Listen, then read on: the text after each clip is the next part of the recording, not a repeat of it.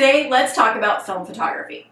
So one of the questions I'm asked pretty often is, how do you load your 35mm film? This is going to vary with every single type of camera out there.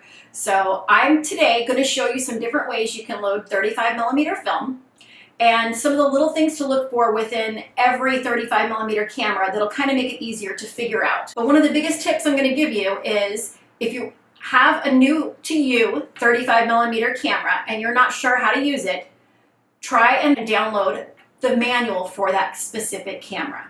It's one of the most helpful tools you're going to have as a photographer with film photography or with digital photography. It's very important to have your manual because every single camera that's ever been made operates slightly different than the other camera that came before it, or cameras by different brands. If you've got lots of different types of cameras, maybe make a special folder on your computer where you keep different digital versions of your camera manuals. And if the camera manual isn't too huge, even print it out and keep it in your camera bag. It'll be super helpful when you're out on a photo shoot. So today we're going to talk specifically about 35mm film cameras.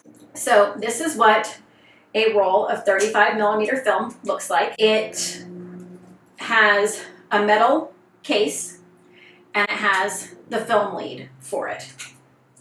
So when you open your camera, this is the end that you'll usually wind from, right here. And then you'll spool it in. Now what's very important is you're going to be using these little holes here to line up your film.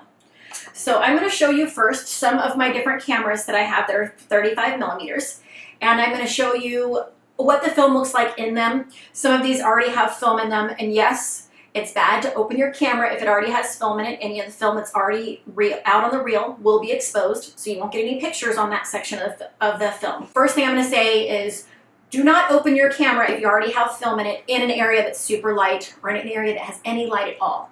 If you know your camera has jammed or you can't rewind it or move it back, you're going to need to go into a darkroom or use a darkroom bag to get that film out. But the cameras that I'm showing you today, some of them do have film in them, and that's because when I acquired them, they already had film in the cameras, and so it had already been opened and exposed, so it's not going to be too big of a deal because it's already been exposed. So if it's re-exposed, it won't make a difference. I have left them in there just for this video because I really want to show you what it'll look like in some cameras when it's on the spool. So this is a Canon Sure Shot. It's what is considered a point and shoot. You don't get a lot of options. You're just gonna put your film in, load the camera, and shoot your images. Some cameras have a left side load, some have a right side load. This camera has a little window, which is very convenient, so that you can see if there is film inside.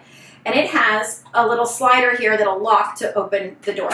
And you have to actually pull it across. But when you pull it across, you actually have to kind of give it a little shove because it does have a latch there.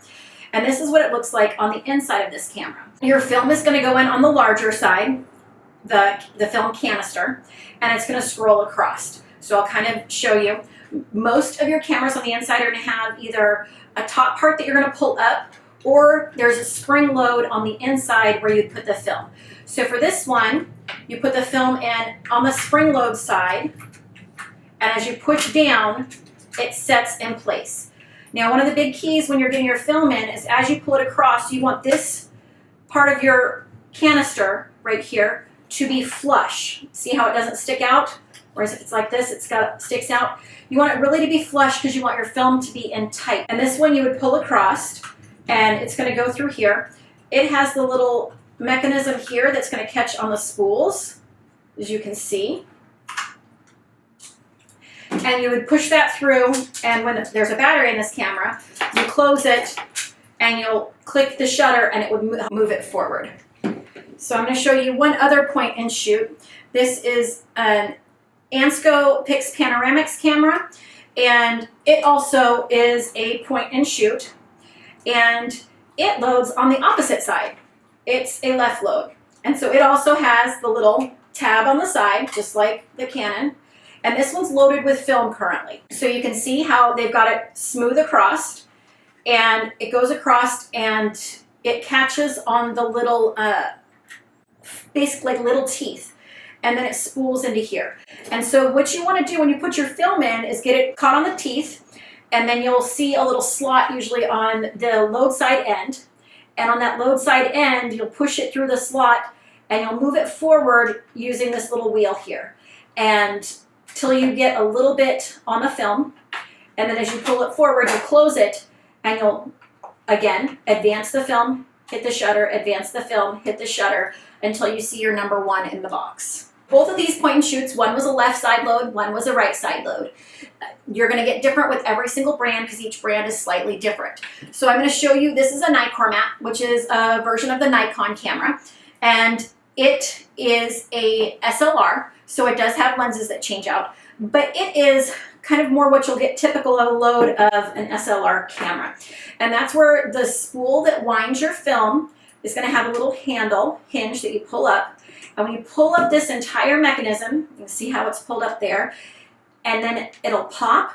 But this one doesn't automatically pop. And the reason why is Nikon has got a little latch that's right here that locks.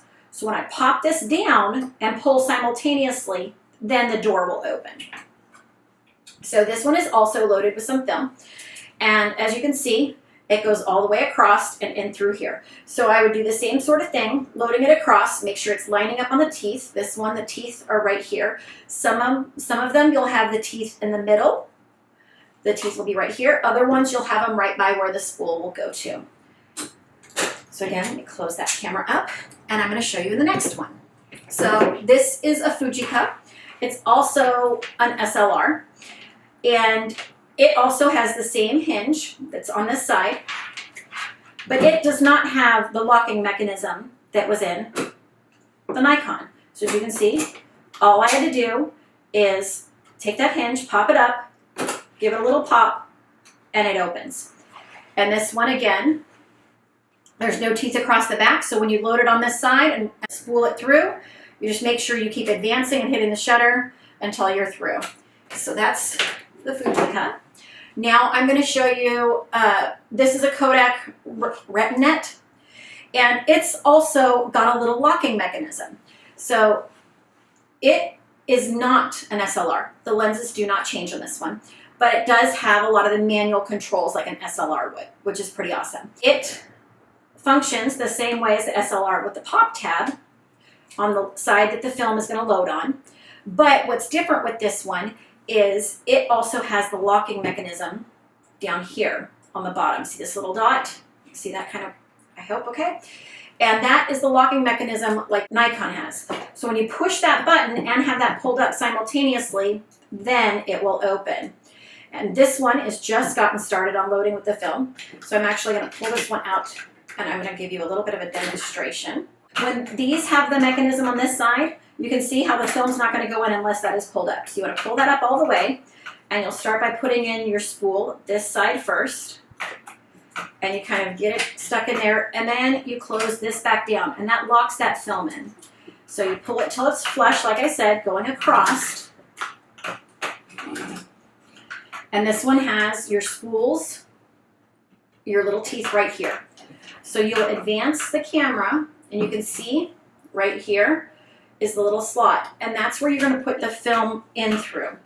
So when you put the film through there, with a lot of them, you'll be able to see the film go in the one side and out through the other. And sometimes this film's a little bit tight because it's been wound already, and so it's already got a little bit where it's not going through, and that's something I really wanted you guys to see. It's kind of important because if you're having problems, you can get a pair of scissors and snip this. Or if you have film that, I love expired film, but if you get expired film that's maybe sometimes damaged at the end from having sat out too long like this, or gets that bend in it, you can take a pair of scissors and pull this out a little bit and cut similar type shape to get it wound through. And by doing that, you're going to lose maybe a frame of your film, depending on how much you cut. But for example, with this one, see how that's curling super tight? If I was to try and get it in there, it's not going to go all the way through and pull through the mechanism. And you'd end up really frustrated over and over and over. So sometimes it is better to cut that little piece. And with this one, you wouldn't have to cut a lot. I would honestly probably come to right about here, cut in between. You don't want to cut in the holes themselves. You want to leave the holes intact, kind of like how this end is here. So I would cut this and come down and cut across through there. okay? And by doing that, that's gonna give you the ability to push that film all the way through.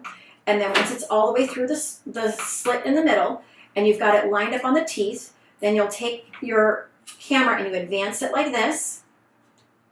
And you see how it moves it forward? Once you have it on there tight and it's not going anywhere, and every time you go to advance it, it's moving, then you would close your camera and continue to move it forward and hit your shutter until you're at the number 1. Okay, so the last one I'm going to show you today is my go-to film camera lately, which is my Canon AE1. And I love this camera. It's an SLR, so I can change out the lenses, and it's not too heavy, easy to throw in a small bag. Sometimes I'll carry it in my purse. But it's very convenient to take, and it creates some great images. So one of the things to keep in mind with the Canon AE1 is you have to move this here to be able to see your number dial, okay? And so as you're advancing the stuff, you do have to move that. There are going to be a lot of little differences with your film cameras. As with a lot of the other SLRs, you have this one. The Canon does not have a locking mechanism, as you can see. And so it will open literally just by popping that up, okay? And today I'm going to actually load up some expired film that I got. This film expired in 2006. It is a Kodak color film, and I am looking forward to shooting this because when you get expired film, it kind of can sometimes create different color tones, which I think is kind of fun. And so to load this, I'm going to put the film in at the end here where this is pulled up. You notice how that would be locked in place. So I make sure it's pulled all the way up. And this one even has a little groove right here where that spool is going to fit in. So once I get that film loaded in, lock it back down. And you can hear that it's locked in place. That film's not going to come out now. Pull that across. And you can see where I've got the little slits right there. And so I'm going to slide. I'm going to turn this way so I can see it a little bit better. Okay. So I'm going to pull this across. Hopefully you guys can see this all okay. If I go this angle, you maybe can see it a little bit better. There's the little slots. And you can advance this. As you can see, you can spin it with your thumb manually to get the film in if you need to get it to where it's at a good point that you can see. So I've got that in there. And I'm pushing it through until it's in there pretty tight. And now I'm going to wind the film. So I'm going to use this right here and then hit my shutter. And you can see I'm making sure that it's on the teeth here and in there. And as I'm winding it together, pulling it really tight, winding it, and now you can see it's going all the way around. And it's on the teeth here. It's still pulled pretty tight across. I've got it on both teeth, and I know that it's in place. And then if I hit the shutter, I can wind a little bit more. And for me, that's definitely good enough. I don't want to wind any more because then if you do, you're going to lose your film. Every time it gets pulled out, it gets exposed. So what's on the outside isn't going to have any images on it. So now I would take and close this up. And being aware I'm still at S, I'm not even to number 1, I would advance my camera one more time, hit the shutter, advance, because all that film that was in here on the back was exposed. So there's going to be nothing on it. So you want to keep going and move forward until you can see that you're on number 1, which my camera is now showing number 1. So now this camera is fully loaded and ready to capture some great images. Okay, hopefully this will help you get your first roll of film loaded in that camera so you can go out and create some incredible images. And if you have any problems with your specific camera, remember, like I said earlier, definitely download your manual and see if that helps. You can also Google videos, see if your specific camera has been listed with a video tutorial on how to use that camera. But if you're still struggling and have problems, I'm more than happy to help. Definitely shoot me a message about any specific camera issues you have, and I'll try and help as best as I can. Okay, so now I'm excited. You guys have your first roll of film loaded, and you're ready to go out shooting. I cannot wait to see what you guys create. And if this video was helpful, give me a thumbs up and subscribe to my page. Thanks.